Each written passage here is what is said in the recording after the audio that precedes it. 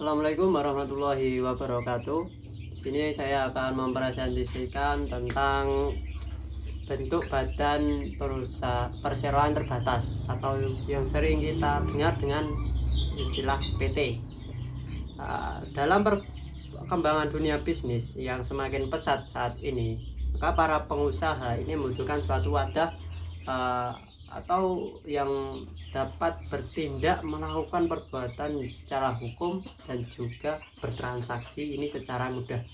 Maka sarana yang paling populer yang paling sering digunakan adalah perseroan terbatas atau PT, karena memiliki sifat ciri khas ataupun keistimewaan yang tidak dimiliki oleh badan usaha yang lain.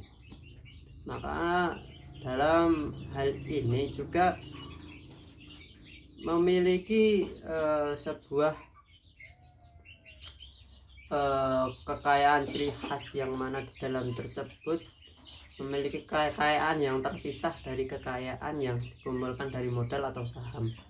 Nah, dalam hal ini perseroan terbatas juga sebagai salah satu pilot pembangunan ekonomi nasional yang telah diatur pada Undang-Undang Nomor 1 Tahun 1995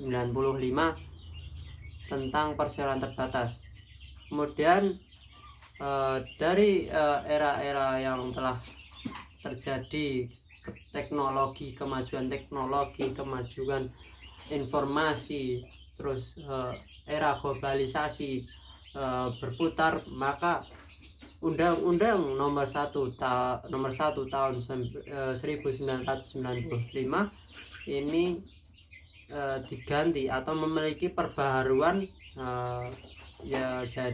tentang perseroan terbatas yang dijadikan pada Undang-Undang Nomor 7 Tahun Undang-Undang Nomor 40 Tahun 2007, tentang perseroan terbatas yang mendirikan undang-undang terdahulu, yakni Nomor 1 Tahun 1995 ini tentang perseroan terbatas. Nah, ini juga telah agar bermaksud sesuai dengan perkembangan hukum, perkembangan teknologi, perkembangan informasi yang telah ada agar mengakomodasi kebutuhan masyarakat tersebut. Dan perseroan terbatas adalah badan hukum yang didirikan atas perjanjian, karena perjanjian itu ada pihak-pihak yang membuat perjanjian tersebut, yang artinya ada lebih dari satu yang telah melakukan perjanjian tersebut, yang mana dalam hal ini telah disebut dalam pasal 13, yakni Kitab Undang-Undang Hukum Perdata. Ini perjanjian pendirian perseroan terbatas yang dilakukan oleh para pendiri, yang dituangkan pada suatu akta notaris yang disebut dengan akta pendirian. Perseroan terbatas tersebut ini diambil dari istilah Namlos Vimotless atau yang sering disingkat dengan NV. Nah, istilah tersebut telah menjadi bahan baku, telah menjadi bacaan baku dalam masyarakat di dalam berbagai peraturan perundang-undangan. Misalnya dalam Undang-Undang Nomor 40 Tahun 2007 tentang perseroan terbatas, dan juga undang-undang yang lampau, yakni Undang-Undang Nomor 8 Tahun 1995. Perseroan terbatas tersebut adalah badan hukum yang merupakan perseroan modal yang telah saya jelaskan di awal, dan juga didirikan berdasarkan perjanjian untuk melakukan kegiatan usaha, entah itu modal dasar yang terbagi menjadi saham ataupun modal yang lainnya, ataupun untuk memenuhi persyaratan-persyaratan yang telah ditetapkan pada perseroan terbatas tersebut. Dan ada struktur badan hukum atau organ-organ yang ada di dalam perseroan terbatas tersebut, yang mana telah diatur pada Undang-Undang Nomor 40 Tahun 2007 tentang perseroan terbatas, yang secara rinci mengenai organ perusahaan atau organ perseroan tersebut adalah menjadi pengurus atau pengawas dari perseroan terbatas tersebut. Ini memiliki 3. Yang pertama ada RUPS atau Rapat Umum Pemegang Saham. Nah, ini adalah sebuah organnya perseroan yang mempunyai wewenang tertinggi yang tidak diberikan kepada direksi ataupun dewan komisaris. Nah, ini dan juga tidak memiliki wewenang atas terbatasnya tentang anggaran dasar sebagai pemegang kekuasaan tertinggi dalam perseroan terbatas, mempunyai kewenangan untuk menetapkan kebijakan umum perseroan tersebut dan mengangkat atau memberhentikan direksi dan komisaris serta mengesahkan laporan tahunan dari direksi dan juga komisaris. Kemudian yang kedua ada direksi. Direksi adalah organ perseroan yang berwenang dan juga bertanggung jawab penuh atas pengurusan perseroan tersebut untuk kepentingan perseroan sesuai yang dimaksudkan dalam ujian perseroan serta mewakili perseroan yang baik dalam maupun luar pengadilan sesuai dengan ketentuan anggaran dasar. Yang ketiga ada notaris.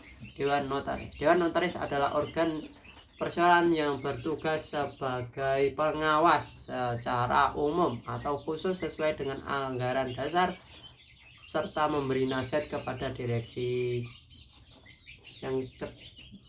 Kemudian ada ragam perseroan terbatas. Yang pertama ada PT tertutup atau PT privat.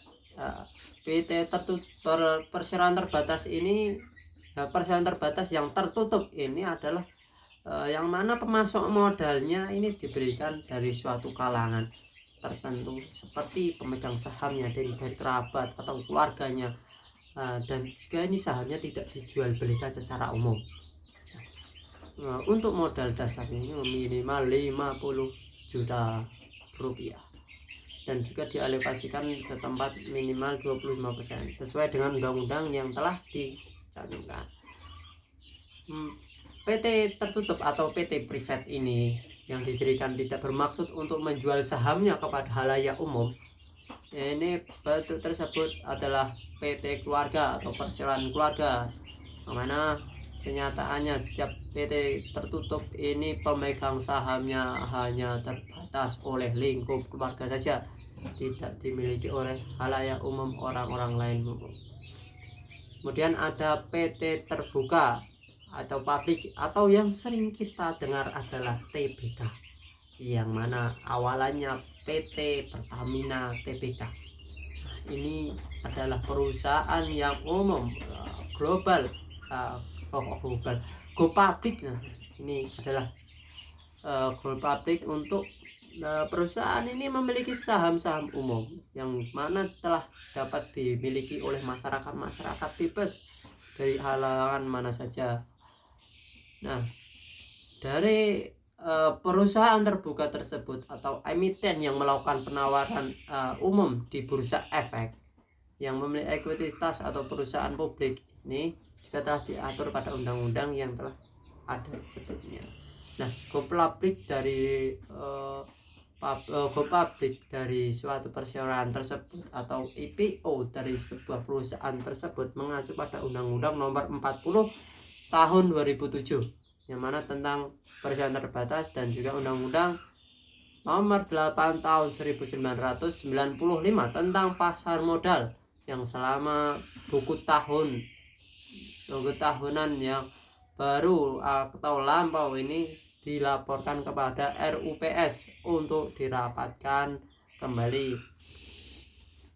Maka perseroan terbatas tersebut, perseroan terbuka adalah suatu perseroan yang menjual sahamnya kepada masyarakat luas melalui pasar modal atau bursa efek untuk dijual belikan, atau yang sering kita dengar dengan perusahaan PT yang akhirannya adalah TBK. Ini terbuka untuk publik. Nah, Sedangkan perusahaan atau PT yang telah go public ini juga memiliki keuntungan dan kelemahan atau kerugian.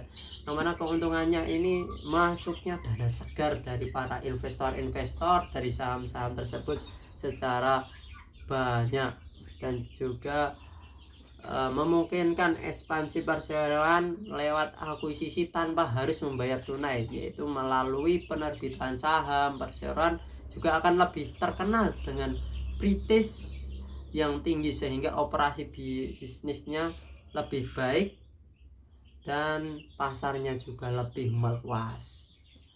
Juga ada kerugiannya, ini ada yang harus membuka informasi, yakni informasi tentang neraca, tentang keuangannya. Ini harus informasinya harus dipublikasikan.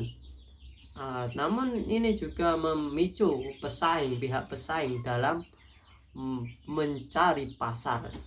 Nah, terutama dalam proses go public tersebut untuk menuju kepada yang namanya menjadi untuk tercapainya IPO atau perusahaan yang telah bisa terbuka atau TBK, ini juga memiliki mengeluarkan anggaran yang cukup besar, dan juga pajak-pajak yang lumayan tinggi untuk perusahaan tersebut mencapai publik atau go public atau TBK tersebut. Sekian presentasi dari saya. Terima kasih. Assalamualaikum warahmatullahi wabarakatuh.